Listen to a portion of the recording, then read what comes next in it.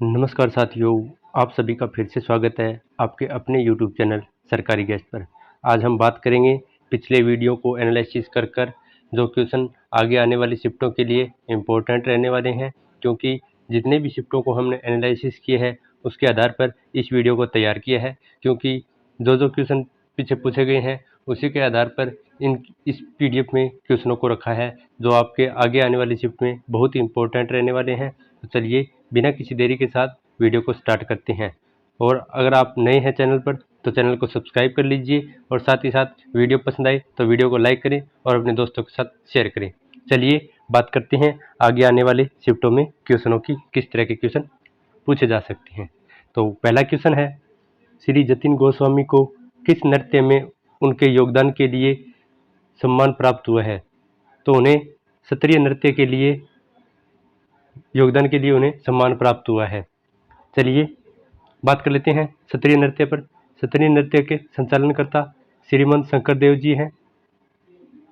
क्षत्रिय नृत्य आसाम में मनाया जाता है। यह नृत्य भक्ति आंदोलन से प्रेरित है। चलिए आगे बात कर लेते हैं अगले क्वेश्चन पर। अगला क्वेश्चन है, आईसीसी अंडर 19 वर्ल्ड कप 2024 के उप विजेता कौन थे? तो इसका सही जवाब हो जाएगा भारत इसका उप विजेता था। वहीं अगर विजेता की बात करें तो ऑस्ट्रेलिया ने इस वर्ल्ड कप को जीता था और इसका आयोजन साउथ अफ्रीका में हुआ था। चलिए आगे बात कर लेते हैं अगले क्वेश्चन पर। पूछा जा रहा है, दिसंबर 2022 में किस राज्य ने 9वीं आयुर्वेदिक कांग्रेस की मेजबानी की थी? तो इसका सही जवाब हो जाएगा गोवा ने 9वीं आयुर्वेदिक कांग्रेस की मेजबानी की थी। आगे बात करते हैं 35वें राष्ट्रीय खेल का आयोजन इसी साल गोवा में ही होगा और 44वें और शतरंज ओलंपियाड प्रतियोगिता चेन्नई में हुआ था। चलिए आगे बात कर लेते हैं सहायक नदियों पर, क्योंकि पीछे भी यमुना की सहायक नदी पूछी गई थी तो आगे भी पूछी जा सकती है। तो बात करते हैं निम्नलिखित में से कौन सिंधु की एक सहायक नदी है? तो इसका सही जवाब हो जाएगा काबुल कुरेम सिंधु की एक सहायक नदी है। साथ ही साथ सतलज, व्यास, रावी, चेनाब यह भी सिंधु की सहायक नदियां हैं। वहीं नुब्रा और श्योक जम्मू कश्मीर में स्थित कुछ नदियां हैं। चलिए आगे बात करते हैं और आगे बढ़ने से पहले अगर वीडियो पसंद आ रही है तो वीडियो को लाइक भी कर दीजिए और साथ ही साथ अपने दोस्तों के साथ शेयर भी कर दीजिए। चैनल को सब्सक्राइब कर लीजिए, जल्दी से जल्दी 50 के होने वाले हैं। तो अगले क्वेश्चन पर बात करते हैं। मई 2022 में नवनिर्वाचित भारत के मुख्य चुनाव आयुक्त राजीव कुमार कौन से क्रमांक के हैं? तो उनके स्थान की बात की है, वो 25वें मुख्य चुनाव आयुक्त बने थे। वहीं 24वें मुख्य चुनाव आयुक्त की बात करें तो वो थे सुशील चंद्रा। और भारत के प्रथम चुनाव आयुक्त की बात करें तो सुकुमार सेन थे। और चुनाव आयुक्त 3 सदस्य की टीम होती है, जिसमें 2 चुनाव आयुक्त तथा 1 मुख्य चुनाव आयुक्त होते हैं। चलिए चुनाव आयुक्त कौन से अनुच्छेद में आते हैं उन पर बात करते हैं। तो चुनाव आयोग जो कि आर्टिकल 324 से 329 के बीच में आते हैं। वर्तमान में देश में मात्र 6 राष्ट्रीय पार्टियां हैं। चलिए आगे बात कर लेते हैं अगले क्वेश्चन पर। अगला क्वेश्चन है, पूछा गया है आत्मनिर्भरता के उद्देश्य को पहली बार किस पंचवर्षीय योजना में शामिल किया गया था? तो इसका सही जवाब हो जाएगा तीसरी पंचवर्षीय योजना में आत्मनिर्भरता के उद्देश्य को लागू किया गया था। चलिए योजनाओं के बारे में बात करते हैं। प्रथम पंचवर्षीय योजना हेराल्ड डोमर मॉडल पर दी गई थी और दूसरी पंचवर्षीय योजना पीसी महालनोबिस के मॉडल पर थी। तीसरी पंचवर्षीय योजना की बात करें तो गाडगिल योजना पर भी आधारित थी। चलिए सभी पंचवर्षीय योजनाओं का शासन काल पूछ लेते हैं। तो पहली पंचवर्षीय योजना 1951 से 1956 तक चली थी। दूसरी पंचवर्षीय योजना 1956 से 1961 और तीसरी पंचवर्षीय योजना 1961 से 1966 तक चली थी। वहीं चौथी पंचवर्षीय योजना की बात करें तो इसका कार्यकाल 1969 से 1974 के बीच था। इस बीच बांग्लादेश के मामले में भारत पाकिस्तान युद्ध भी हुआ था 1971 में। आगे बात करते हैं 12वीं पंचवर्षीय योजना का कार्यकाल 2012 से 2017 तक रहा था। यह अंतिम पंचवर्षीय योजना थी। योजना से क्वेश्चन पूछा जा रहा है, इसीलिए आज एक योजना के क्वेश्चन लेके है। पूछा गया है पीएम विकास योजना किससे संबंधित है? तो इसका सही जवाब हो जाएगा यह योजना अनुसूचित जाति जनजाति एवं अन्य पिछड़ा वर्ग, महिलाओं और कमजोर वर्गों के उत्थान से जुड़ी हुई है। इस योजना की शुरुआत वर्ष 2023-24 में की गई थी। चलिए आगे बात कर लेते हैं। कुछ और योजनाएं हैं। इस योजना को प्रधानमंत्री विश्वकर्मा कौशल सम्मान भी कहते हैं। प्रधानमंत्री प्रमाण योजना उर्वरक से संबंधित है और प्रधानमंत्री बानी योजना जो कि फ्री वाईफाई से संबंधित है। वहीं रूफटॉप योजना सोलर पैनल से संबंधित है और प्रधानमंत्री सुरक्षा योजना एक्सीडेंटल रिकवर से है। वहीं प्रधानमंत्री कौशल विकास योजना प्रशिक्षण देने से युवाओं को संबंधित है। चलिए अगले क्वेश्चन पर बात करते हैं। पूछा गया है ग्रांड ट्रक रोड के अंतर्गत कौन कौन से नेशनल हाईवे आते हैं। तो नेशनल हाईवे 1, नेशनल हाईवे 2 और नेशनल हाईवे 91 इसमें शामिल है। जीटी रोड की कुल लंबाई की बात करें तो इसकी लंबाई है 2500 किलोमीटर। यह रोड भारत, पाकिस्तान और बांग्लादेश से होकर गुजरता है। नेशनल हाईवे फर्स्ट पर दिल्ली और पाकिस्तान की सीमा पर बाघा बॉर्डर स्थित है। वही नेशनल हाईवे 2 पर कोलकाता और कानपुर को जोड़ता है और नेशनल हाईवे 44 भारत की सबसे लंबी नेशनल हाईवे है। चलिए आगे बात करते हैं। आगे है स्वर्णिम चतुर्भुज योजना। 4 महानगरों को जोड़ने की एक व्यवस्था है, रोड व्यवस्था है। भारत में मुख्यतः 4 प्रकार के रोड होते हैं। बॉर्डर वाले इलाकों में रोड की देखरेख बीआरडीओ करते हैं और एनएचआई के द्वारा की जाती है। अगला क्वेश्चन है, पूछा गया था किस क्रांतिकारी को अलीपुर बम मामले में अंग्रेजों ने एक आरोपी के रूप में गिरफ्तार किया था। तो इसका सही जवाब हो जाएगा कन्हैया लाल दत्त को अलीपुर बम मामले में गिरफ्तार किया था। आगे बात करते हैं लाहौर असेंबली पर बम कांड जो कि भगत सिंह ने किया था।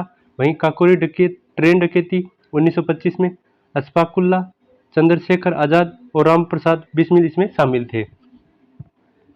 उपन्यास से भी पुस्तकों के बारे में भी क्वेश्चन पूछा जा रहा है, तो इसलिए हमने एक पुस्तकों का भी क्वेश्चन रखा है। पूछा गया है प्रसिद्ध उपन्यास Q&A के लेखक कौन है। तो इसका सही जवाब होगा विकास स्वरूप इसके लेखक हैं। प्रसिद्ध पुस्तक द बेंच के लेखक समीर सोनी और कामायनी के लेखक जयशंकर प्रसाद, वहीं गोदान के लेखक प्रेमचंद है। यह कुछ अन्य पुस्तक थी। आगे भी कुछ पुस्तक है उन पर बात कर लेते हैं। एग्जाम वॉरियर्स नरेंद्र मोदी की, लाल सलाम स्मृति ईरानी की पुस्तक है। वहीं one life is not enough यह नटवरलाल सिंह की पुस्तक है।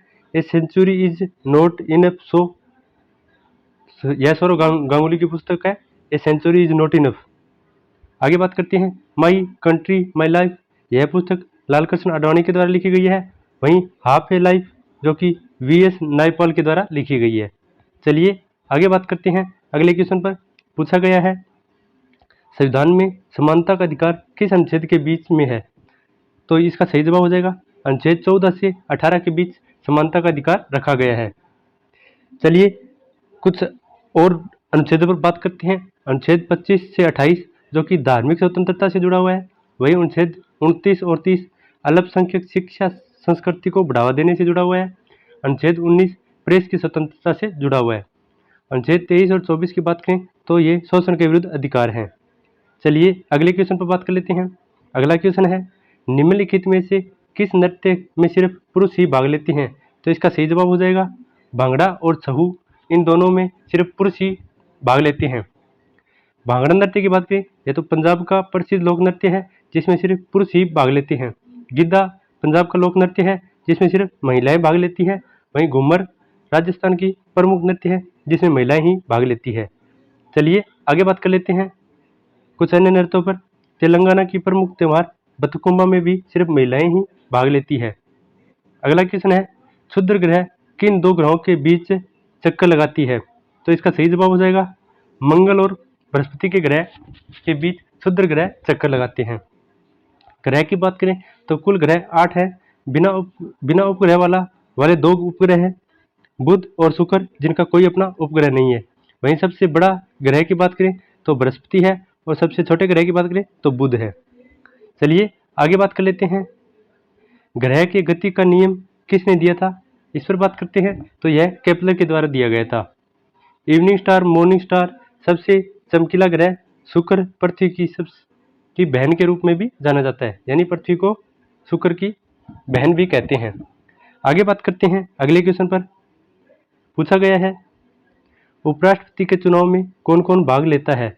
तो इसका सही जवाब हो जाएगा संसद के सभी सदस्य उपराष्ट्रपति के चुनाव में भाग लेते हैं। राष्ट्रपति पर बात करते हैं। राष्ट्रपति के चुनाव में लोकसभा, राज्यसभा तथा राज्य विधानसभा के सभी निर्वाचित सदस्य भाग लेते हैं। अनुच्छेद 63 उपराष्ट्रपति से तथा अनुच्छेद 52 राष्ट्रपति के पद से संबंधित है। उपराष्ट्रपति राज्यसभा का पदेन सभापति होता है और राष्ट्रपति पर महाभियोग अनुच्छेद 61 के तहत चलाया जा सकता है। अगले क्वेश्चन पर बात करें, कुछ अन्य आर्टिकल दिए हुए हैं। आर्टिकल 72, आर्टिकल 123, आर्टिकल 108, आर्टिकल 280 और आर्टिकल 76। इन पर भी आप देख सकते हैं, ये इंपॉर्टेंट है। अगला क्वेश्चन है मलेशिया ओपन बैडमिंटन 2022 पुरुष के विजेता कौन थे? तो इसका सही जवाब हो जाएगा विक्टर एक्सेलासेन मलेशिया ओपन बैडमिंटन के विजेता थे। मलेशिया ओपन बैडमिंटन 2023 में महिला एकल विजेता की बात करें तो अकाने यामुगुची थी और सिंगापुर ओपन 2022 के विजेता की बात करें तो पीवी सिंधु थी। यह इंपॉर्टेंट होता है, इसको जरूर याद कीजिए। आगे बात करते हैं डायमंड लीग 2020-22 के विजेता जो कि नीरज चोपड़ा थे। वहीं मैक्सिकन ग्रैंड प्रिक्स 2022 के विजेता मैक्स वेस्टर्पन थे और आईसीसी 20 महिला वर्ल्ड कप 2023 के विजेता ऑस्ट्रेलिया रही है और आईसीसी अंडर 19 महिला वर्ल्ड कप 2023 के विजेता भारत रहे हैं और फीफा वर्ल्ड कप 2022 के विजेता अर्जेंटीना थे। आगे बात करते हैं हॉकी वर्ल्ड कप 2023 के विजेता जर्मनी थे और WPL 2023 के विजेता मुंबई इंडियन थे और IPL 2025 के विजेता RCB हैं। आगे बात कर ले हैं भूगोल का क्वेश्चन है भारतीय हिमालय की पूर्वी और पश्चिमी सीमाएं क्या है? तो इसका सही जवाब हो जाएगा नंदा पर्वत और नामचा बरवा। यह भारत की पूर्वी और पश्चिमी सीमाएं हैं। अगला क्वेश्चन है पूछा गया है 10 राज युद्ध का वर्णन ऋग्वेद के किस मंडल में है? तो इसका सही जवाब हो जाएगा इसका उल्लेख 7वें मंडल में है। 10 राज युद्ध रावी नदी के किनारे राजा सुदास के साथ हुआ था। हाइडेस्पीज का युद्ध भी वितिस्ता नदी के किनारे हुआ था, यानी वितिस्ता नदी जिसे झेलम नदी के नाम से भी जाना जाता है। हर्षवर्धन और पुलकेशिन द्वितीय के मध्य नर्मदा नदी के तट पर युद्ध हुआ था। ऋग्वेद में 10 मंडल तथा 1028 सूतक है। यह सबसे पुराना वेद है। अगले क्वेश्चन पर बात करते हैं और आज का अंतिम क्वेश्चन है किस धातु को चाकू से काटा जा सकता है? तो इसका सही जवाब हो जाएगा सोडियम को चाकू से काटा जा सकता है। धातु गुणों में नमनीय होता है और अधातु भंगुर होते हैं। धातु में सबसे अधिक विद्युत के सुचालक की बात करें तो चांदी होती है। टंगस्टन धातु का गलनांक सबसे उच्च होता है। वहीं टाइटेनियम को रणनीतिक धातु भी कहा जाता है। यह थे आज के एक्सपेक्टेड क्वेश्चन जो कि आगे आने वाली शिफ्टों में पूछे जा सकते हैं। अगर वीडियो पसंद आया है तो वीडियो को लाइक करें और चैनल को सब्सक्राइब करें ताकि आपको आगे आने वाले वीडियो मिल सके जो कि आपके सभी इंपॉर्टेंट क्वेश्चन रहेंगे। और एक बात और, अगर आपका एग्जाम आगे किसी शिफ्ट में है तो बताइए कौन सी शिफ्ट में है और किस टाइप के क्वेश्चन पूछे जा रहे हैं, यह भी आप हमें कमेंट में बता सकते हैं। तो मिलते हैं एक नई वीडियो के साथ, तब तक के लिए बने रहिए हमारे चैनल के साथ। धन्यवाद।